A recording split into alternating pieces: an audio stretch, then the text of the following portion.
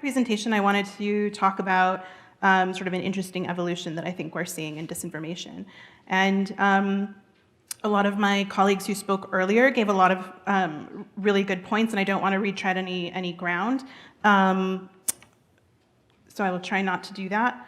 I think everyone is very familiar at this point with sort of the level of politically focused disinformation that we're seeing out there. And again, my colleagues covered a lot of interesting areas, and certainly foreign nation state actors that are doing those campaigns. On the other side of that, you have sort of the for-profit disinformation. And I think the tendency sometimes in our community of folks who study disinformation is to not focus on that as much, because often for-profit disinformation is less sophisticated. But as folks from Google mentioned earlier, sophistication doesn't necessarily equate to effectiveness. Less sophistication doesn't necessarily mean it's not effective. And then there's this sort of interesting nexus that's happening in the middle, and that's where I think this evolution is occurring. And so it's what I would call sort of the disinformation industry, and that's sort of the blending of political disinformation and for-profit motivated disinformation. And there's a professionalization happening in that nexus, and commercial services are popping up around the world, framing themselves as things like PR firms, digital marketing services, EPR, et cetera. And there are some interesting things happening in this space because governments, political candidates, companies are taking advantage of those services increasingly. So I wanted to give a couple of statistics just to sort of set the context. And these come from studies that I think even some folks in this room have been a part of. So the Oxford Internet Institute did a study on the use of computational propaganda, what they term as computational propaganda, worldwide for 2019. And they found that 70 countries had employed computational propaganda. 45 of those 70 were democracies, and 26 were authoritarian states. And then the same study found that that was more than double the number of countries employing this as a tactic from 2017. And then 25 of the countries where they were studying the events that occurred, the OII identified that they were working with a private company to conduct those campaigns. So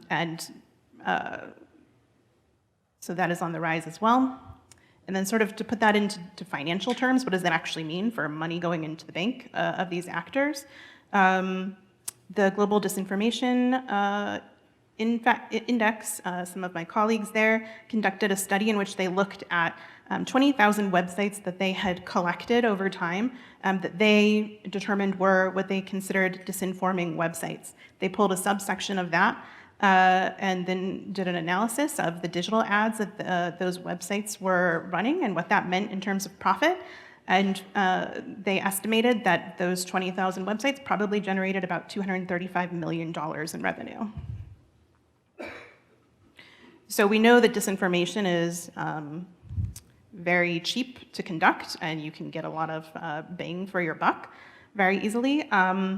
I wanted to highlight a couple of news articles that have been written by, again, probably some of the same folks in this room about some of these commercial services that I'm talking about that have popped up, and these are just examples from 2019.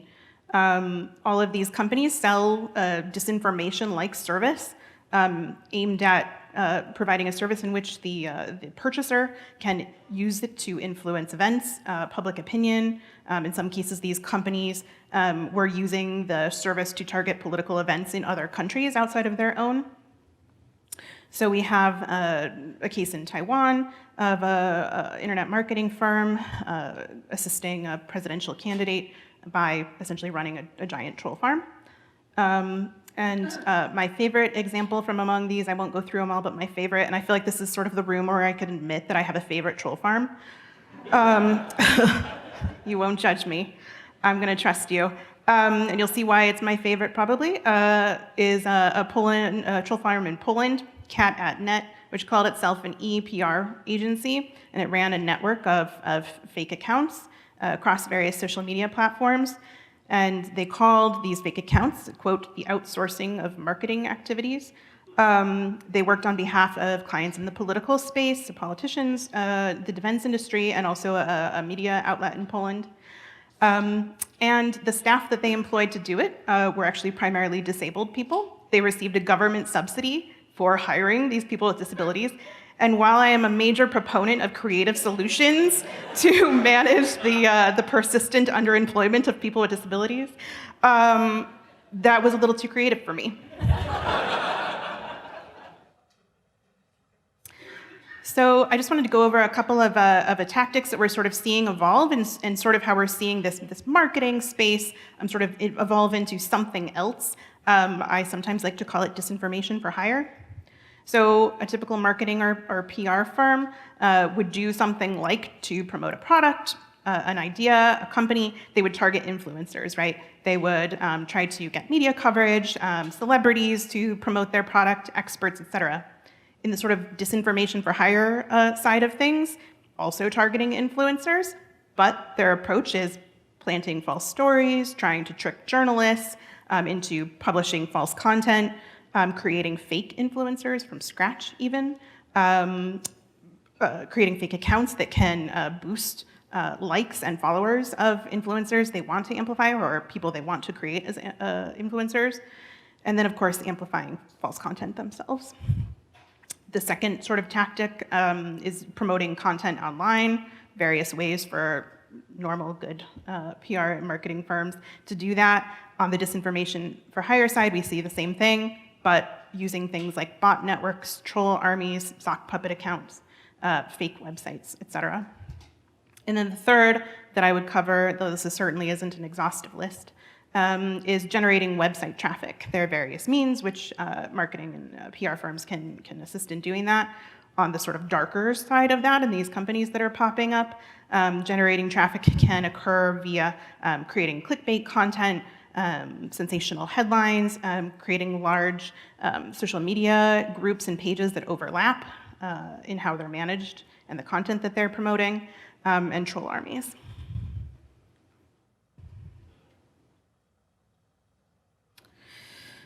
So we were interested in looking at sort of the motivation, right, behind these various actors, and it's probably not a huge surprise to you all in this room, but on the individual or actor hiring the service, the thing that they get out of this, right, is a level of deniability, a layer of distance from the disinformation campaign being waged that allows them, as I said, a level of deniability. And then, of course, on the company or group side that's running these campaigns and being hired, of course, the motivation is money. So we were interested in looking at who's actually hiring these people. And it took us down an interesting path. I'm going to blitz through these slides very quickly. You can read more about it in a published white paper we have on our website, and then a New York Times story covered this white paper that just dropped a few hours ago, so you can read more about it there. As most of these stories do start, it started with a website. We came across a website called Conservative Edition News. The things that we noticed about this website: simple layout, simple design. It was a WordPress site. It identifies itself as a news site for conservatives, conservative voices. No authors were listed on any of the articles. Most of the content was summarized, and when we went back and did copy and paste into the good old Google, showed that it came from multiple different news outlets, were lightly edited versions from different news outlets, conservative leaning. The site was loaded with pay-per-click ads.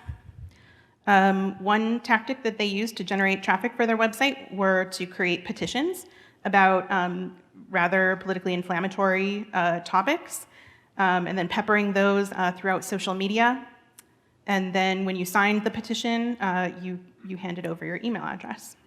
And those petitions were also linked to marketing applications that monitor content and users to generate new leads. The copyright information on the website named a US-based company. And the petitions, when you signed it, there was in small print at the bottom of the petitions, when you sign this, you are consenting to receive email and a newsletter from rightwingfolks.com.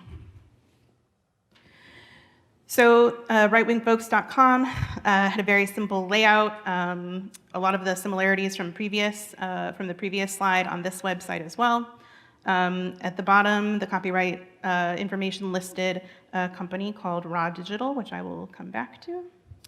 And when we looked at the registration information for this website, it noted it was registered in the country of Macedonia.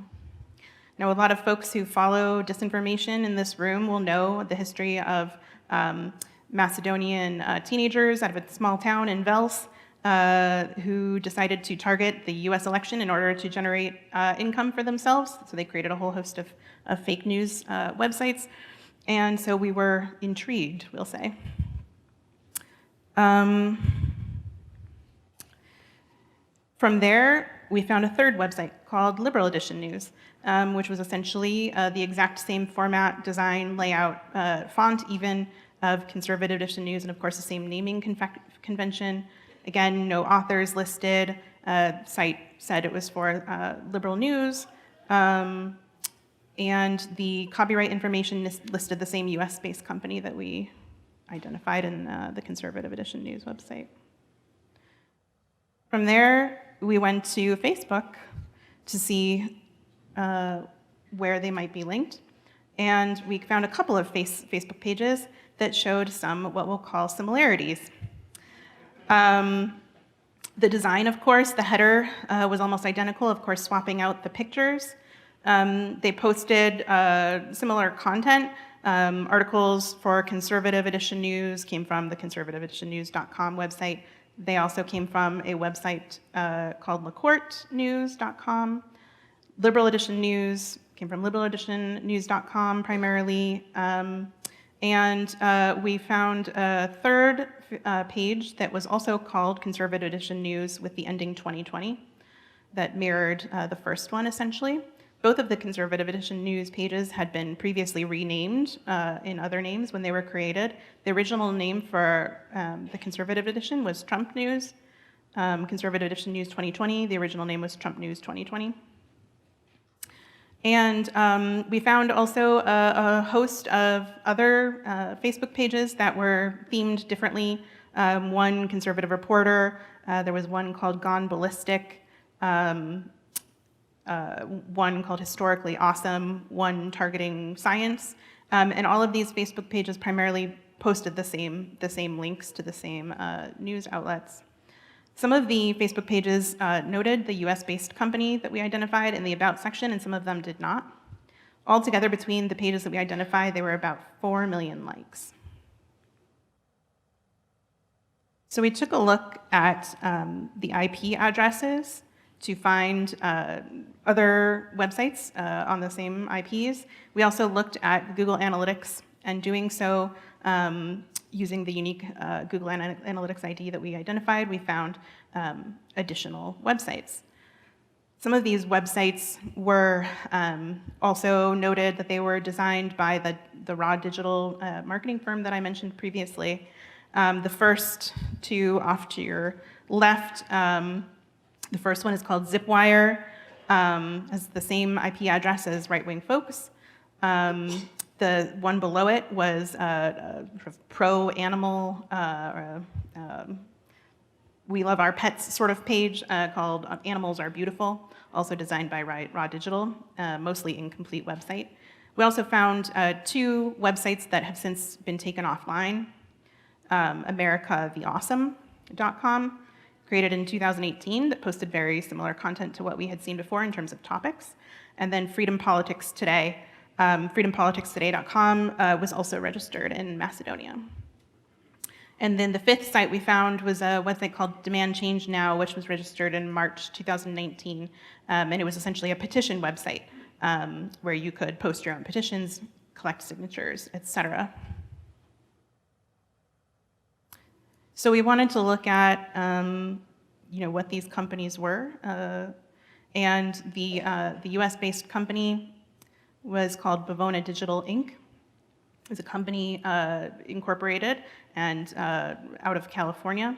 The website for it listed that they were a news media company and also provided digital marketing services. And it named their CEO as an individual named Ken LaCourte, who is a former executive from Fox News. And then Raw Digital, the website for that was just a splash page, essentially, with exactly as you see, very similar in designs, as you can see from the fonts to sort of what's covered on the website. The Raw Digital website was registered in Macedonia. So looking into who sort of was behind all of these websites, we found a public quote from Ken LaCourte, who's identified as the CEO of Bavona Digital, and I'll just read it in case it's difficult to read on the screens. He said, "I've been putting together a broad-based Facebook strategy which now has nearly 2 million followers and a handful of quote-unquote news silos to ensure that I get substantial traffic on my opening day. I'm slowly building the team." So that was in train at about 2017, 2018, when we saw the websites starting to pop up. And again, that was a public statement, no intention to sort of hide the strategy. And so we looked at sort of how is the information, how do these news silos work exactly under this structure? And essentially what we identified was Bavona Digital was at the top. Their primary intention was to promote news from LaCourte News. They employed content writers to do so. The content writers focused on writing and publishing content on conservative-leaning websites that then fed into the pages that we identified, the conservative news into the conservative pages, and the liberal, and I'm using those terms because those are the terms that were identified on the websites, but the liberal-leaning news was pushed onto the relevant Facebook pages. So essentially, the news silos he identified. So we wanted to look at who these content writers were because of the initial Macedonia connection. And lo and behold, there were advertisements placed on Macedonian job boards, specifically looking for employees to be content writers, graphic designers, and video editors, specifically from the little-known town, Vels, Macedonia. A lot of us in this room, as I said, know the origin of, or at least know sort of the background of that town, but it's not commonly known, and so we thought it interesting that these job postings were specifically targeting individuals from Vels. One also noted that they were open to applicants from Skopje as well. So there were at least 5 job postings that we found from February to November of this year, with the one most recently expiring this month, actually the 11th of November. They were looking for full-time content writers with English language background to summarize news, essentially, and run these websites. And again, the job postings note the company at the top. So we looked at ways to identify the content writers themselves, and of course for privacy, we're leaving all names and identifiers out. But we looked at archived JSON files from the websites, even the inactive ones. We looked at the HTML from the various websites. And for the most part, the individuals had accounts to upload content under their true names, their full true names. And so looking through the code, we were very quickly able to identify who the individuals were. So we identified at least 4 of them, all of them based in Vels. Most of the authors worked on more than one website. All of them had some level of English background. One of the primary writers teaches ESL as well, and has a long history of doing content writing for various websites. They also, all for the most part, were Facebook friends with each other, and their Facebook friends lists were public. And none of the LinkedIn pages or social media profiles that we identified for these people listed their affiliation or their employment with the US company, which we thought was interesting. One of the individuals in particular had quite a long history of creating fake news websites targeting US politics. And here, you can see this individual, and we've redacted it again for privacy. This individual, when they were running some earlier fake news websites, posted job ads themselves offering 30,000 dinars for content writers to work on their sites. One of the sites that you see on your right, I believe, is called politicaldose.com. And earlier versions of the website, if you look it up in web archives, wasn't fully fleshed out, but it was sort of this image and this level of sophistication by about 2018. So just to draw a couple of conclusions from this investigation, again, there's a lot to it, so encourage folks to go look it up in the article and also the white paper that we published.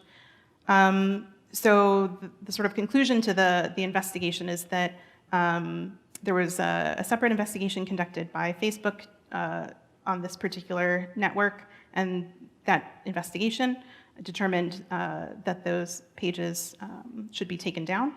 They were taken down under the policy of spam and misrepresentation. You can see from the New York Times article that came out in which the CEO of the company was interviewed. And if you're live tweeting this, feel free to quote directly from the source, not me, because I am not quoting directly what he said. But he said essentially that when asked about sort of this whole thing, he said centrist news doesn't pay. He tried to set up sort of a news outlet originally that focused on providing more centrist political news coverage, and he wasn't making any money from it. He also learned of the individuals from VELS and their lengthy experience and admired their work and found it as a cheap way to hire talent and expertise to employ on his behalf. And so I think just a couple of broad points, and I promised John that I wouldn't make this presentation policy wonky, so I will limit the wonkery. But I think this case study that we completed is a good example of the nature of disinformation and the way that things are changing and evolving. That sort of for-profit space that I think we, as experts, sort of find easy to discount is actually building rapidly, and it's slowly becoming the bulk of the kinds of false information that actors are using in targeted and coordinated ways. And so folks like us in this room are the ones who sort of need to have these difficult conversations about acceptable information sharing practices. What do we consider marketing? What do we not consider marketing? What's disinformation? How's it evolving? All those conversations need to continue to happen because otherwise this continues to evolve without us. Thank you.